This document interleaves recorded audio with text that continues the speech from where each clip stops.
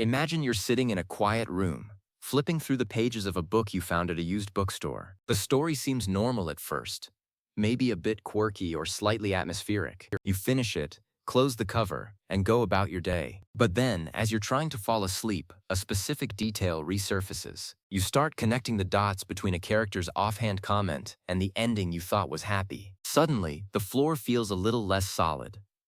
That is the power of a truly disturbing book, not the ones that scream at you with obvious horror, but the ones that plant a seed of unease in your mind that grows the longer you sit in silence. Today we are diving deep into the literature that stays with you like a shadow, becoming more terrifying the more you actually think about the implications of their worlds. Let's start with a classic that many of us were forced to read in school, but perhaps didn't fully grasp until we reached adulthood.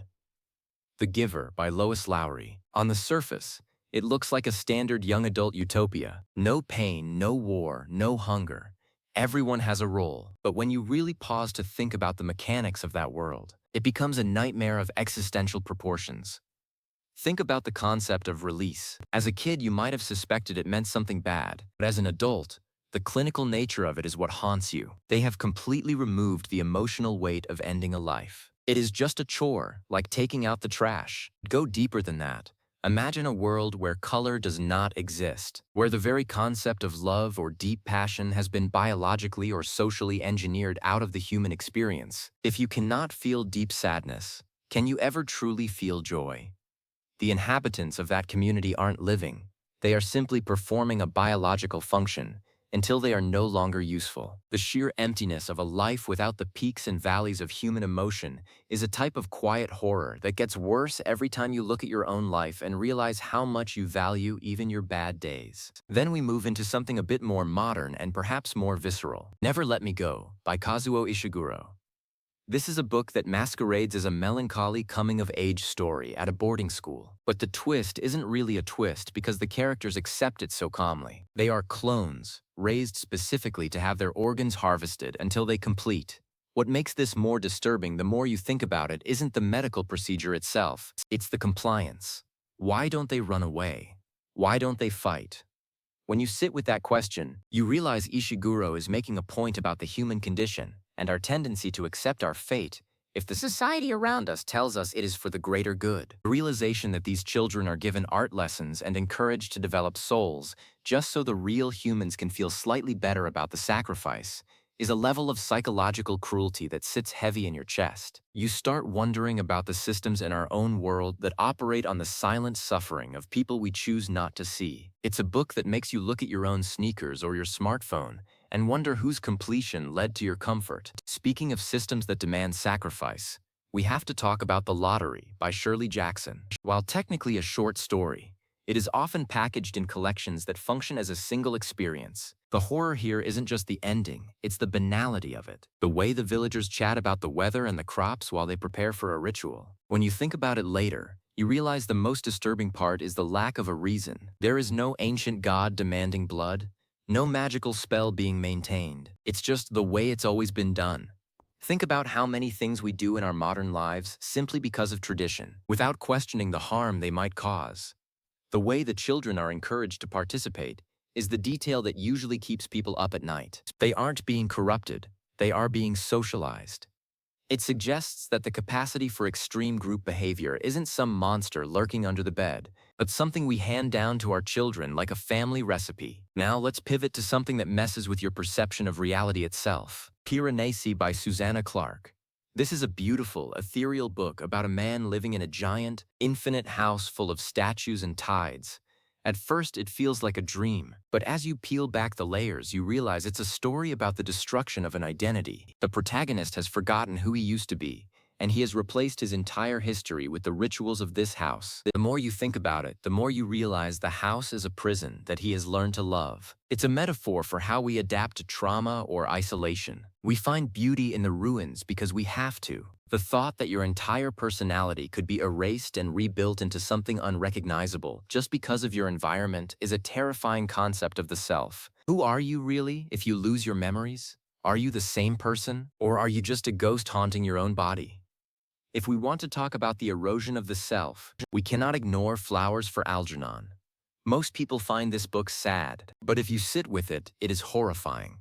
Charlie undergoes an experimental surgery to increase his intelligence. He goes from a low IQ to a genius level, and then he has to watch as the process reverses. The disturbing part isn't the loss of intelligence, it's the awareness. Imagine being able to see your own mind failing in real time. Imagine knowing exactly what you are losing and being powerless to stop it. As Charlie becomes more intelligent, he realizes that the people he thought were his friends were actually mocking him. The kind world he lived in was actually cruel.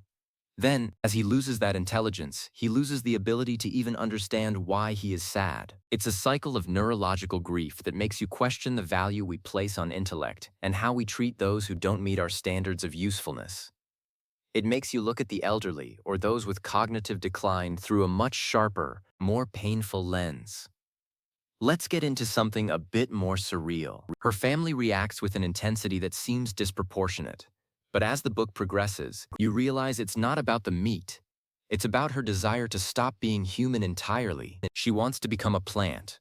She wants to exit the cycle of consumption and violence that defines animal life. The more you think about the ending, the more you realize it's a commentary on the extreme pressures of societal expectations, especially on women.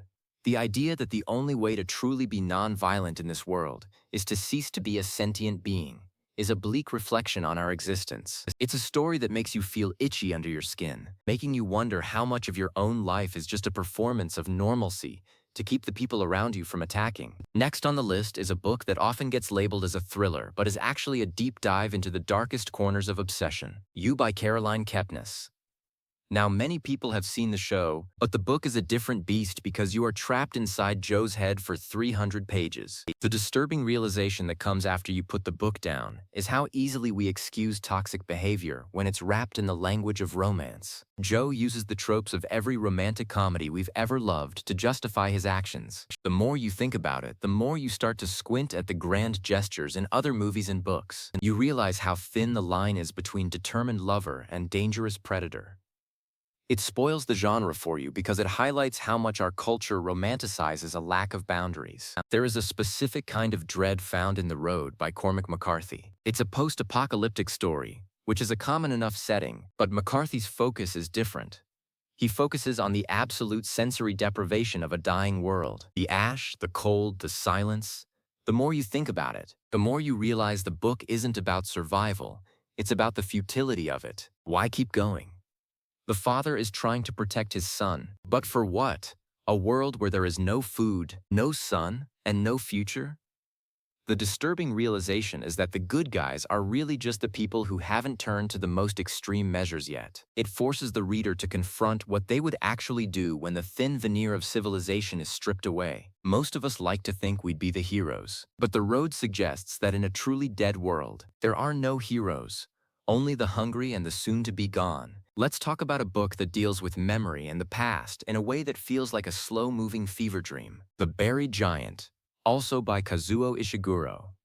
In this story, a mist covers the land that causes people to forget their pasts. An elderly couple sets out to find their son, whom they barely remember. As the mist begins to thin, they start to remember not just their love, but the betrayals and the wars that their forgetfulness had buried. The central question is deeply disturbing. Is a peaceful life built on a foundation of forgotten trauma better than a painful life built on the truth? If you and your partner only get along because you've both forgotten the ways you've hurt each other, is your relationship real? The implications of this for society are even worse. If a nation forgets its dark history, is it truly at peace? Or is it just waiting for the mist to clear so the violence can start again? It makes you look at history books and wonder what mists are currently being manufactured for our own comfort. For those who enjoy a bit of historical discomfort, Tender is the Flesh by Agustina Bastarrica is a must. In a world where animal meat has become poisonous, the government legalizes the transition to special meat, which is human. The book is incredibly clinical. It treats the processing of humans like any other industrial slaughterhouse. The more you think about it, the more your brain tries to find a way to make it impossible. But the book counters every argument. It shows how language is used to dehumanize. They aren't called people. They are head. They aren't killed. They are processed.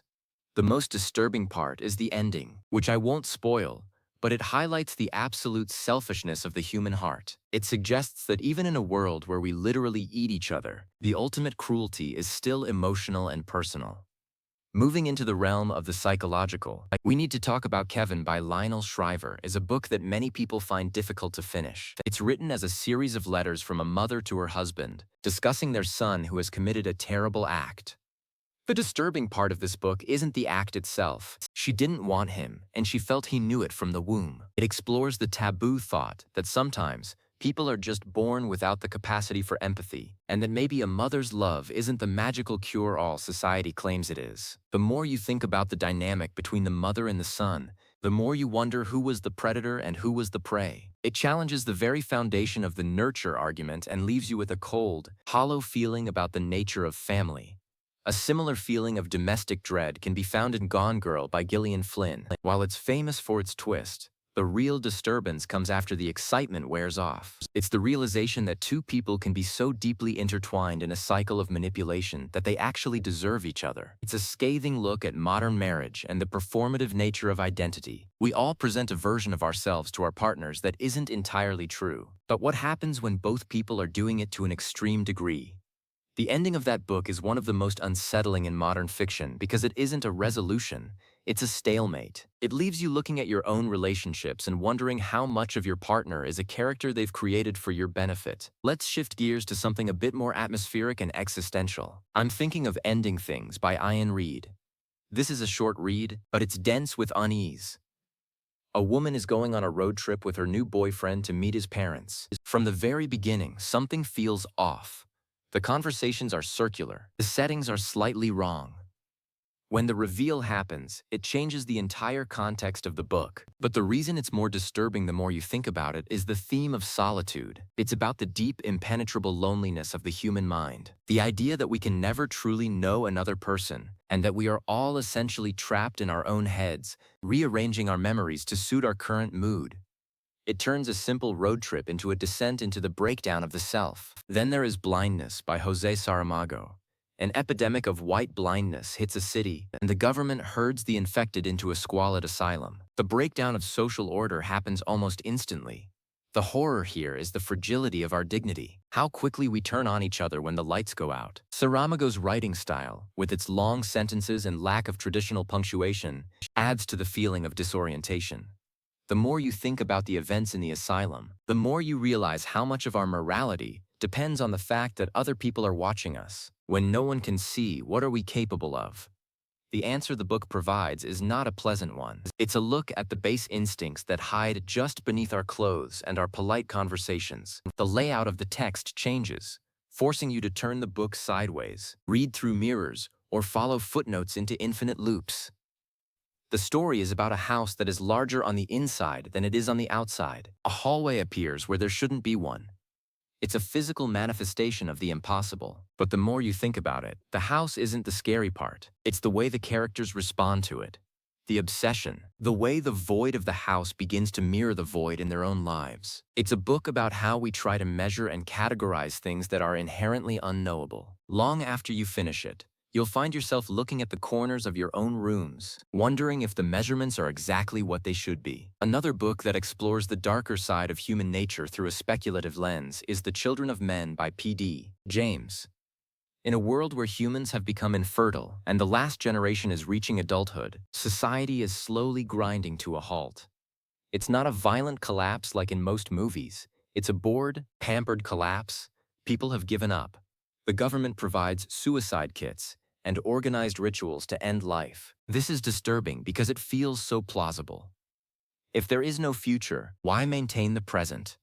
The more you think about the Omegas, the last generation born, and how they are treated as both royalty and monsters, the more you see the parallels to how we treat youth and aging in our own society. It's a story about the loss of hope, which is far more terrifying than the presence of a monster. I also want to mention Revolutionary Road by Richard Yates. There is nothing supernatural or officially horror about this book, yet it is one of the most depressing and disturbing accounts of the American dream ever written. It follows a couple in the 1950s who think they are better than their suburban neighbors. They have plans to move to Paris and live real lives. But as their plans crumble, you realize their tragedy isn't that they are special people trapped in a boring life.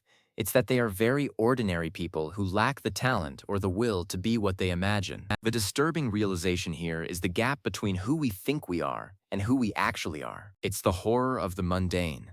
The thought that you might spend your entire life waiting for it to start, only to realize at the end that you were just living a script you didn't even like. Then there's Lord of the Flies by William Golding. We all know the story of the boys on the island, but think about the character of Simon. Simon is the only one who realizes that the beast isn't a physical creature, but something inside them. And what does the group do to the person who brings them that truth? The more you think about the ending, where the boys are saved by a naval officer, the more you realize the irony. They are being rescued from their small-scale war by a man who is part of a much larger, much more destructive global war. The officer looks at them with disappointment, not realizing he is just a grown-up version of the boys with the face paint. It suggests that civilization isn't a cure for our darker instincts.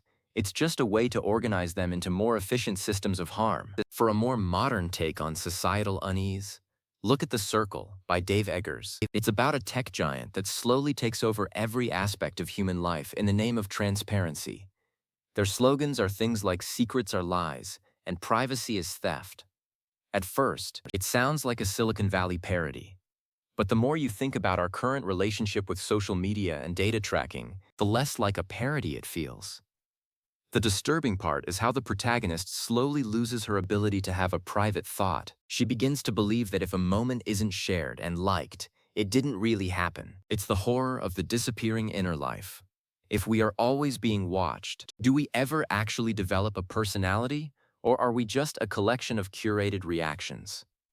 We should also reflect on Beloved by Toni Morrison. This is a ghost story, but the ghost is the least scary part. The true horror is the reality of the history that created the ghost. There is a specific scene involving a choice made by the mother, CV, that is so heart-wrenching and disturbing that it forces you to completely reevaluate your concepts of right and wrong. The more you think about the logic she used, that a certain fate was worse than the end of a life, the more you have to reckon with the sheer brutality of the institution she was escaping. It's a book that uses the supernatural to help us process a reality that is too horrific to face directly. The disturbance stays with you because it's rooted in actual history. Let's look at A Clockwork Orange by Anthony Burgess. Most people focus on the ultra-violence of the first half, but the real philosophical horror is in the second half. The state cures Alex of his violent tendencies using the Ludovico technique, which is basically a form of brainwashing. He is turned into a good person, but he no longer has the choice to be good. He is physically sickened by the thought of violence. The book poses the question: is a man who is forced to be good better or worse than a man who chooses to be bad? The idea that the government can or should perform moral surgery on its citizens is a concept that gets more disturbing the more we learn about real-world psychology and behavioral modification. It's about the death of free will in the name of social order. In the same vein, 1984 by George Orwell. People quote this book all the time, but have you sat with the ending lately?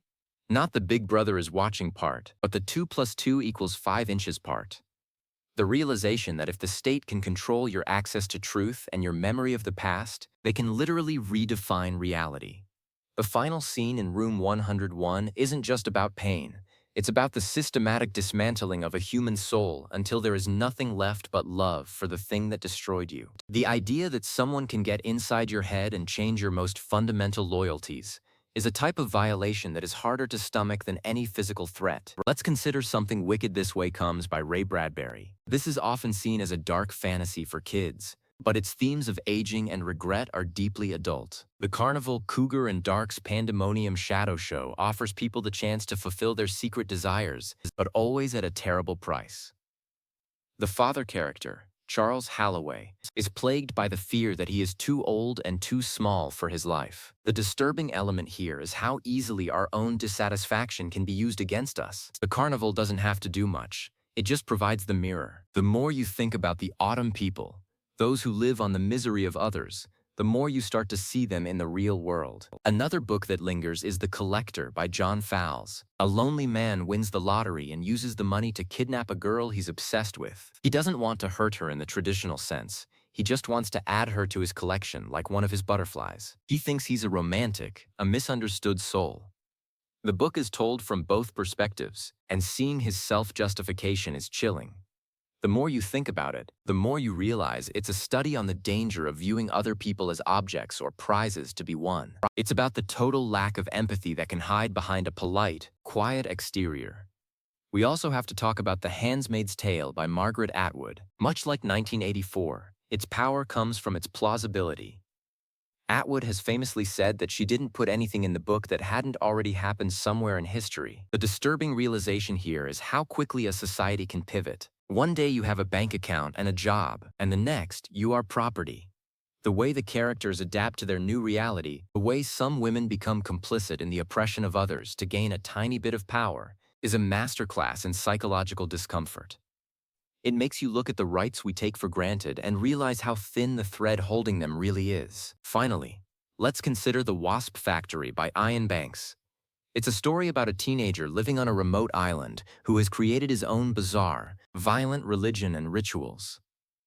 As you read it, you are repulsed by his actions, but you also find yourself strangely sympathetic to his isolation. Then the twist at the end happens, and it completely recontextualizes his entire identity and the reason for his upbringing. The more you think about the lies he was told, and the way his nature was manufactured by his father, the more you have to think about how much of our own personalities are just products of our parents' whims and secrets. It's a dark, twisted look at gender, identity, and the power of domestic gaslighting. All of these books share a common thread.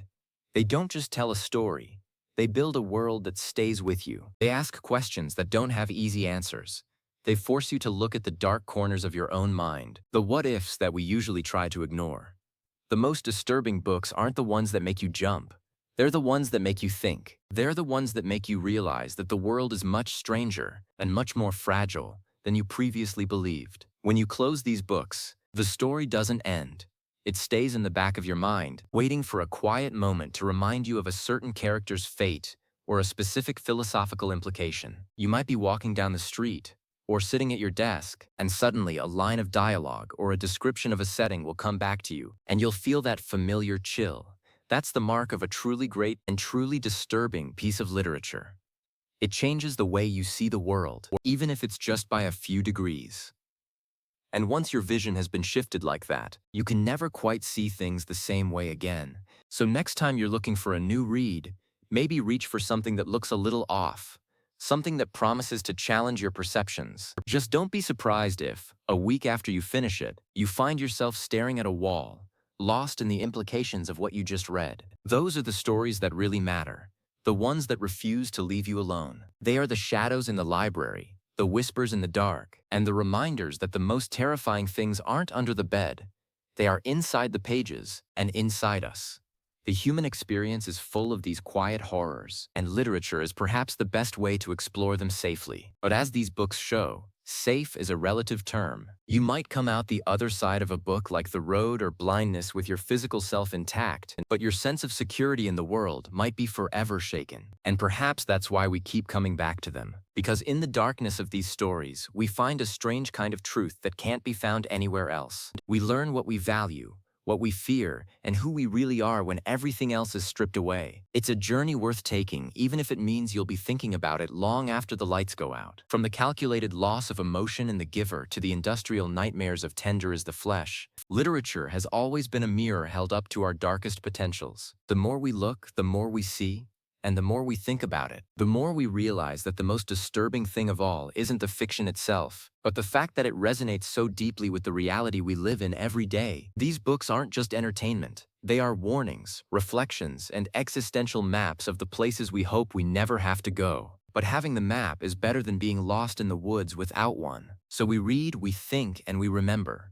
Because the more we understand the darkness, the better we can appreciate the light. As you go about your week, maybe think about the stories you've consumed. Which ones have stayed with you? Which ones have changed the way you look at a stranger on the bus or a loved one across the dinner table? The power of the written word is immense, and its ability to haunt us is one of its most remarkable features. Cherish the books that make you uncomfortable. They are the ones telling you the truth. They are the ones that are truly worth the time it takes to read them, and the lifetimes of thinking that follows. Keep reading. Keep questioning, and keep exploring those uncomfortable corners of the shelf. There is so much more to discover if you have the stomach for it. The world of disturbing books is vast and ever-growing, For every classic like 1984, there's a modern masterpiece like Piranesi waiting to challenge your understanding of reality. Each one offers a different flavor of unease, a different way to look at the human condition, whether it's through the lens of science fiction, historical drama, or psychological thriller. These stories reach out and grab us because they speak to something universal. They speak to our fears of being alone, of being controlled, and of losing our true selves. They remind us that we are capable of great beauty, but also of great and terrible things. And in that balance, between the light and the dark, is where the best stories are found. So as we wrap up this journey through the library of the unsettling, take a moment to breathe. The world outside the pages is still there. The sun is still shining, and the people around you are just people. But if you find yourself looking at the world a little differently today, if you find yourself questioning things you used to take for granted, then the books have done their job. They have opened a door that can never be fully closed. And honestly, isn't that why we love to read in the first place? To be changed, to be challenged, to be disturbed. Thank you for spending this time exploring the dark side of the bookshelf with me. There are always more stories to find, and more thoughts to think. The library is infinite, and the shadows within it are deep. Until next time, keep your curiosity sharp and your mind open. You never know which book will be the one that stays with you forever, becoming more disturbing the more you think about it. Happy reading? If happy is the right word for it. Let's just say, keep reading. It's the only way to truly see.